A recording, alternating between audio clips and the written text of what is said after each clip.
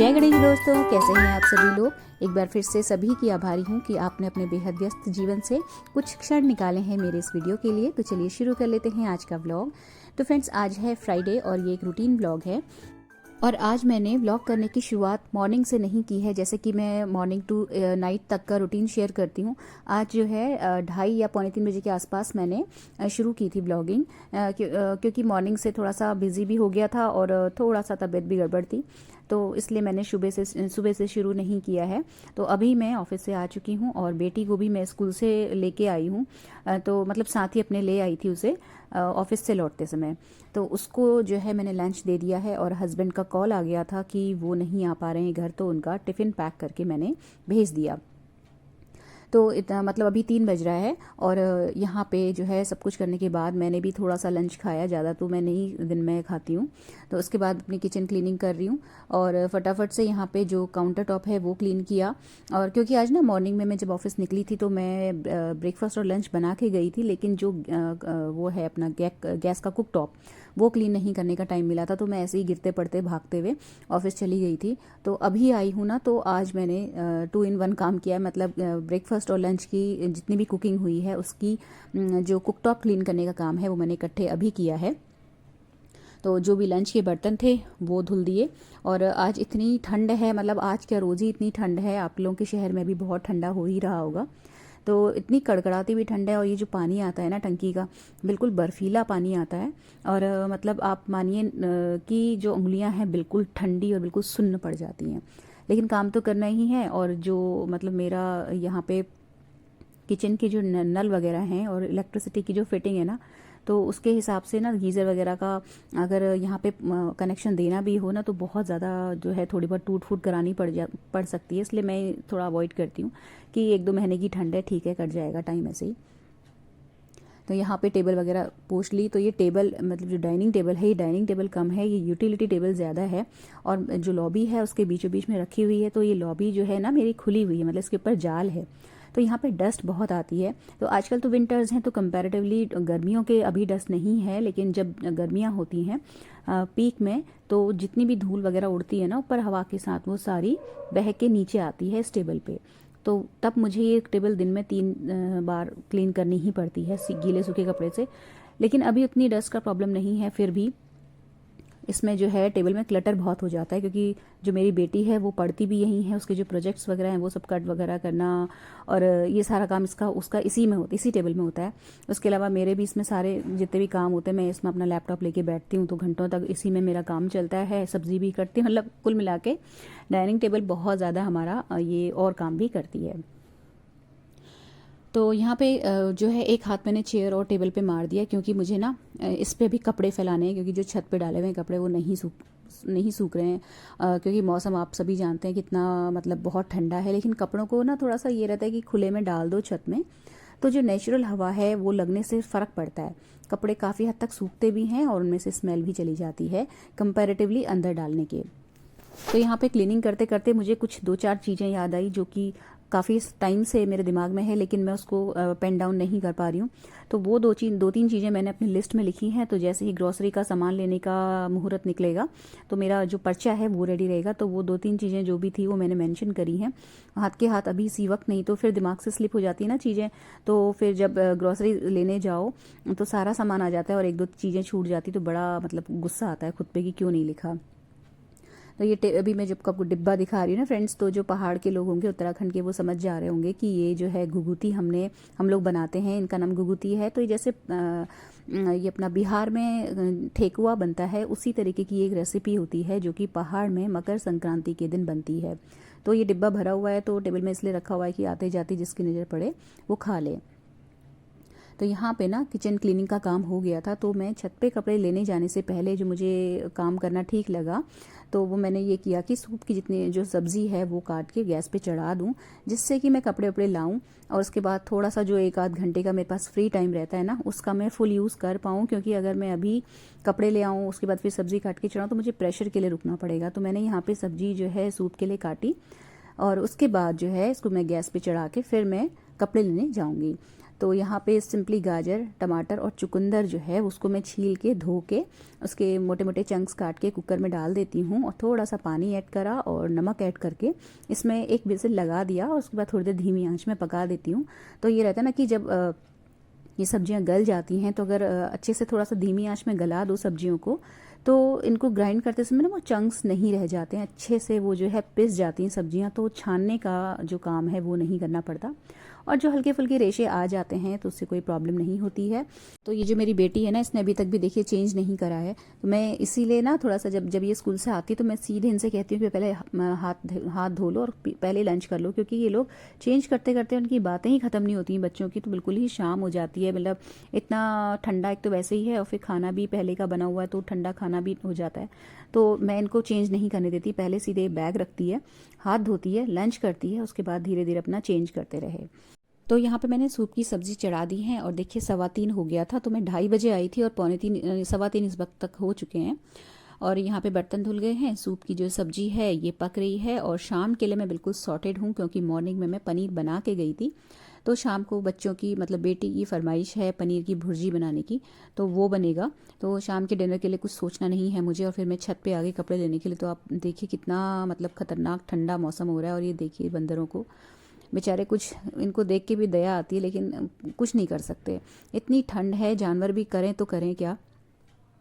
तो यहाँ पे जो है इस वक्त मैं इसलिए दिखा रही हूँ ना आपको, यहाँ पे ये जो बादल मतलब ये जो आसमान है कि ये ना तो बादल हैं और ना ही कोहरा है, लेकिन अजीब सा मौसम है और ठंड इतनी है ना, और आज कंपैरेटिवली हवा भी नहीं थी, तो कपड़े भी मेरे उतने अच्छे से सूखे नहीं हैं।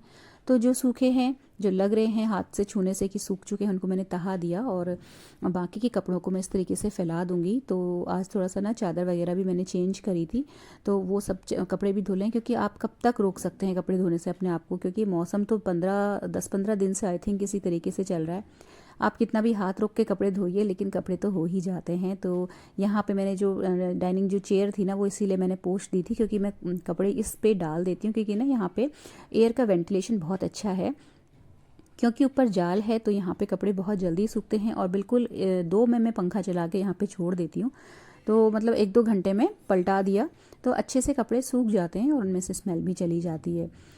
इसीलिए इसलिए जो ये लॉबी है यहाँ पे मैं कपड़े सुखाने का ज़्यादातर काम यहीं पे करती हूँ। तो ये जितने भी जो मतलब गीले थे कपड़े, गीले तो नहीं थे, ऑलमोस्ट सूख जाते हैं, लेकिन वो एक जो जैसे इलास्टिक वगैरह होती है कमर वगैरह से, तो वो जो थे गीले मुझे लग रहे थे वो मैंने यहाँ पे फैला दिए। तो जब मैं कपड़े लेके आई थी ना उसके बाद मैंने जो प्रेशर कुकर था सूप की सब्जियां जिसमें मैंने बॉईल करी थी उसमें जाली लगा दी थी, तो वो ठंडा हो चुका है इतनी देर में।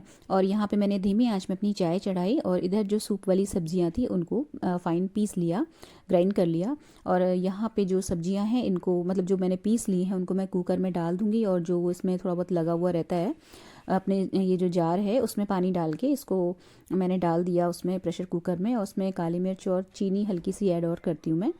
तो इतने में मेरी चाय बन गई थी, तो मैं अपनी चाय लेके बैठ गई हूँ। तो आज मैं बहुत दिन के बाद अपनी ड्राइंग रूम में बैठी हूँ चाय पीने के लिए।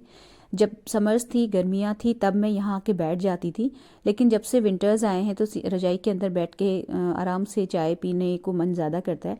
लेकिन बहुत दिन से मैं यहाँ नहीं बैठ पा रही थी ना, तो यहाँ पे बैठना मुझे थोड़ा सा आज अच्छा लग रहा है, क्योंकि इस ड्राइंग रूम में जितनी भी चीज़ें हैं, जो भी डेकोर के पीसेस लगे हुए हैं फ्रेंड्स, वो मैंने खुद ही बनाए हैं। और मतलब उनको निहारना अकेले में बैठ के और खुश होना, ये मुझे बहुत अच्छा लगता है। तो जो जहाँ पे मैं बैठी हूँ उसके जस्ट पीछे वाली वॉल पे एक ब्लैक कलर का आपको पेंटिंग लगा हुआ दिख रहा होगा, ये वर्ली आर्ट है और ये मैंने इसी साल बनाई थी। तो मैंने जब आपसे बहुत पहले जब एक व्लॉग शेयर किया था तो उसमें आपसे बोला था कि मैं दिवाली तक नवरात्रि तक अपने घर को एक नया लुक देने वाली हूँ, अपने ड्राइंग रूम को। लेकिन फिर वाइट वॉश के चक्कर में, क्योंकि इस साल हमने पूरे घर में अंदर बाहर मतलब कुछ भी नहीं छोड़ा, सारा कुछ वाइट वॉश कराया था, तो इस चक्कर में ना नवरात्रि तक मैं नहीं कर पाई थी। तो फिर मैंने दिवाली का टारगेट रखा और दिवाली के आसपास ही मैंने ये पेंटिंग बना के कंप्लीट कर ली थी। तो दिवाली के टाइम पे ये टंग चुकी थी, फ्रेम करा के मैंने इसे हैंग करवा दिया था। तो ये जो वर्ली आर्ट है फ्रेंड्स मैंने खुद से बनाई है और सिंपल ब्लैक कलर के फैब्रिक में मैंने ये वाइट एक्रिलिक पेंट से काम किया है। तो अगर आप अपने वॉल को बहुत ही सोफिस्टिकेटेड लुक देना चाहते हो, अपने लिविंग रूम को चाहे अपने ड्राइंग रूम को। तो ये बहुत ही अच्छी चीज़ है बनाने के लिए और बहुत ईजी है, थोड़ी बहुत भी जिसको ड्राइंग आती होगी वो बना लेगा। और दूसरा मैंने ये बनाया था लिप्पन आर्ट। तो एक्चुअली लिप्पन आर्ट जो है ये मैंने वर्ली से पहले बना के तैयार कर लिए थे, और ये सेकंड टाइम मैंने लिप्पन आर्ट किया है। तो इसमें मेरी जो हाथ है काफ़ी साफ़ हो गया था, तो ये मैंने दिवाली पे बनाया था। और पहला लिप्पन आर्ट है जो आप मेरी लॉबी में डाइनिंग टेबल के जस्ट ऊपर 4 स्क्वायर पीस में वॉल डेकोर लगा हुआ देखते हैं, वो मेरा फर्स्ट लिप्पन आर्ट था। तो वो तो खैर मेरा ट्रायल का टाइम था, तो मैंने उसका कुछ वीडियो वगैरह नहीं बनाया, लेकिन इसका मैंने एक छोटा सा वीडियो बना के अपलोड किया हुआ है। तो ये जो है ये दोनों चीज़ें मैंने खुद बनाई थी। और अभी जो एक वॉल और बची है ड्राइंग रूम की, उसमें मैं फ़िलहाल सोच रही हूँ कि क्या लगाऊँ, क्या बनाऊँ जो कि अच्छा लगे देखने में और ओवर ना लगे ड्राइंग रूम। क्योंकि 3 दीवारें हैं, तीनों दोनों दो में मैं लगा चुकी हूँ बना के अपने हाथ से, और एक खाली है। तो चाय पी ली थी फ्रेंड्स मैंने, और उसके बाद बच्चों को मतलब बेटी को सूप वगैरह दिया, और उसके बाद फिर मैं अपने डिनर की प्रिपरेशन में लग गई हूँ। तो आज पनीर की भुर्जी बननी है, तो पनीर मैंने मॉर्निंग में ही बना के रख दिया था ऑफिस जाने से पहले। तो सिंपल अदरक, हरी मिर्च और ये अपना लहसुन और प्याज, इन 4 चीज़ों को फाइन फाइन चॉप करके मैं पनीर की भुर्जी बनाती हूँ। तो बहुत सिंपल सी बेसिक सी रेसिपी है, क्या ही शेयर करना है इसमें। तो ये मेरी जो पनीर की भुर्जी है ना फ्रेंड्स, ये मतलब हम सबको अच्छी लगती है एक्सेप्ट मेरी बड़ी वाली डॉटर। उसको पनीर वैसे अच्छा लगता है, पनीर की का मतलब सारी रेसिपीज़ वो पसंद करती है, लेकिन उसे पनीर की भुर्जी नहीं अच्छी लगती। तो जब तक वो थी ना, तो पनीर की भुर्जी मैं बिल्कुल भी नहीं बना रही थी। तो बहुत दिन से नहीं बनी है ना, तो इसलिए सभी का मन भी कर रहा है। और तो मतलब एक इजी रेसिपी है, क्विक रेसिपी है, बनती है बहुत अच्छा, एक रिच मील तैयार हो जाता है। तो यहाँ पे सिंपली मस्टर्ड ऑयल में मैंने ये चारों चीज़ें जो फाइन फाइन चॉप करके रखी थी ये डाल दी हैं, और इसको अच्छे से भून के फिर इसमें मैं टमाटर का पेस्ट ऐड करूँगी। नहीं, एक्चुअली टमाटर का पेस्ट नहीं, टमाटर के बिल्कुल फाइन फाइन पीस कट करके तब मैं ऐड करती हूँ इसमें, और कई बार पेस्ट भी डाल देती हूँ। तो एक यही एक रेसिपी है जिसमें टमाटर के पीस मेरे मतलब बेटी को उसको प्रॉब्लम नहीं होती है। नहीं तो वो टमाटर के पीस अगर किसी भी चीज़ में खाने में आ जाते हैं तो वो उसको मतलब खाते कम है, छांटते ज़्यादा रहते हैं प्लेट में। तो इसलिए ना मैं बिल्कुल फ़ाइन वाले ग्रेटर से ग्रेट करके ही टमाटर डालती हूँ। लेकिन इस पनीर की भुर्जी में वो लोग खा लेते हैं, मतलब टमाटर इस तरीके से पड़ा हुआ। और मुझे पर्सनली फ्लेवर यही अच्छा लगता है, टमाटर के चंक्स काट के भुर्जी बनाना। तो यहाँ पे सिंपल बस नमक, हल्दी और देगी मिर्च मैंने डाली है हल्की सी कलर के लिए, क्योंकि हरी मिर्च मैं ऑलरेडी डाल चुकी हूँ छौंकने में, और बहुत तेज़ हरी मिर्चें आजकल आ रही हैं। तो बस ये भुन गया मसाला, और मतलब ये टमाटर का, तो ये टमाटर के पीस हैं ना, तो इनको हल्के से हल्के हाथ से मैं पिचका के इस तरीके से एक ग्रेवी इसकी तैयार करूँगी। और ये जो पनीर था उसको मैंने हाथ से इस तरीके से क्रम्बल करके रख लिया था, तो ये ऐड कर दिया मैंने, और एक इसको मिक्स देके बस बहुत ही थोड़ी देर के लिए मैं इसको धीमी आंच में पकाऊंगी, मतलब क्योंकि पनीर है तो ज़्यादा टाइम नहीं लगाता है पकने में। और जब तक पनीर बन रहा है, मतलब धीमी आंच में छोड़ दिया मैंने उसे ढक के। तो यहाँ पे मैं आजकल हमारी जो फेवरेट हो रखी है चटनी, हरे धनिए, लहसुन, टमाटर और हरी मिर्च की, तो ये पीस ले रही हूँ। तो ये ना अभी जो है ये मेरा जो छोटा वाला जार है जो मैं आपसे बहुत टाइम से कह रही थी कि मेरा ख़राब चल रहा है, ये ठीक हो गया है, ठीक करा के ले आई थी मैं। और जो बड़ा वाला जार है चटनी उसमें भी पिस जाती है, लेकिन कुछ कुछ चंक्स ना नीचे आ जाते हैं उसमें। तो भुर्जी रेडी होने के बाद मैंने आटा भी लगा लिया था, और सबसे पहले मैंने अपनी बेटी का डिनर लगा दिया, क्योंकि उसकी फेवरेट है ये, तो वो रुक नहीं पाती है जब पनीर बनता है। तो वो इतनी ज़्यादा आजकल बिजी है मुझे अपनी बातें शेयर करने में कि वो खाना भी बैठ के डाइनिंग टेबल में नहीं खा रही है, किचन में ही खड़ी हो जाती है और बहुत दुनिया तमाम की बातें शेयर करती है मुझसे। और डिनर करने के बाद मुझे ऑयलिंग करनी है, तो ये जो ऑयल की बॉटल है, इसमें कोकोनट ऑयल है ना, उसको मैंने कड़ी पत्ता वगैरह डाल के प्रिपेयर किया था, तो ये जम गया था, तो उसे मैं इस तरीके से पिघला रही हूँ, और एक थोड़ा सा गर्म भी हो जाएगा, स्कैल्प में लगेगा नहीं एकदम से ठंडा तेल। और ये हलवा बेटी के लिए गर्म हो रहा है, उसने दूध पीने से मना कर दिया था, और ये मैंने अपना और हस्बैंड का दूध गर्म करने के लिए लगाया हुआ है। तो किचन छोड़ते समय जो 50 काम होते हैं वो निपटाते हुए फिर मैं चली गई थी अपना सोने के लिए और ऑयल लगाने के लिए सिर पे। लेकिन उससे पहले मुझे एक और काम करना था, आपको फिर से ये नाइट सूट दिखाना था जो कि मैंने बनाया है, खुद से स्टिच किया है। तो ये जो फैब्रिक फ्रेंड्स आप देख रहे हैं ना, जो ग्रे कलर का शनील का फैब्रिक है, ये मैंने 100 रुपया प्रति मीटर के हिसाब से ख़रीदा था, और बहुत ही स्ट्रेचेबल है, बहुत ही कंफर्टेबल है। और ये जो पूरा का पूरा नाइट सूट है ये 2 मीटर में बना है, क्योंकि जो अर्ज था कपड़े का बहुत ज़्यादा था। तो मात्र 200 रुपये में ये बहुत ही comfortable fully stretchable night suit मैंने स्टिच किया है। तो ये आपको दिखाना था ना, मुझे एकदम से याद आ गया, तो फिर से आपको एक बार दिखा रही हूँ मैं। तो इस मैंने राइट हैंड साइड में एक पॉकेट भी लगाई है मोबाइल वगैरह कैरी करने के लिए। एक ही साइड लगाई है, दूसरी साइड नहीं स्टिच करी है। तो ये था आज का व्लॉग। अगर अच्छा लगा हो तो प्लीज़ वीडियो को लाइक और शेयर ज़रूर कीजिएगा और चैनल को सब्सक्राइब करना तो बिल्कुल भी मत भूलिएगा। मिलते हैं नेक्स्ट व्लॉग में। Till then take care, stay healthy, happy and positive. Thank you.